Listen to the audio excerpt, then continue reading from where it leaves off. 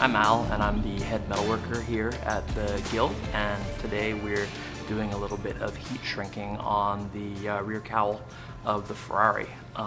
Heat shrinking is a way to take a bunch of material and sort of gather it together without wrinkles, and we use the heat to relax the crystalline structure of the aluminum, make it softer, and make it a heck of a lot easier to make it cooperate with us.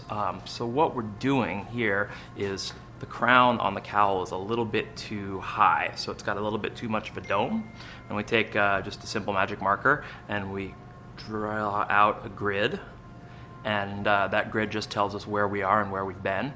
And the other thing that's really nice is magic marker, when it starts to burn away, that means that the aluminum is hot enough to form, but not so hot that it's going to melt. And so we just take the oxyacetylene torch, we heat the thing up. I've got a dolly underneath it, and Dan has a mallet and a rag full of water. And the second I pull the heat away, he takes the mallet, smacks it down, and then quenches it, and that pulls everything in. When you're building a car like this, you can do three things to the sheet metal.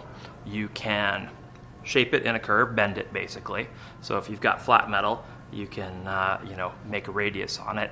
You can stretch it. Say, for instance, if you put the sheet metal on an anvil and hit it with a hammer, you're going to make it thinner, and when you make it thinner, that metal's got to go somewhere, so it stretches out. And the other thing that's a bit counterintuitive, that is actually one of the most important techniques, is to shrink the metal. That's where you take sheet metal and you actually pull it together, making it thicker and sucking it in. So anytime you've got a curve, say in a fender, or in a cowling or any other part of a handmade vehicle, you're going to be using a combination of shrinking and stretching.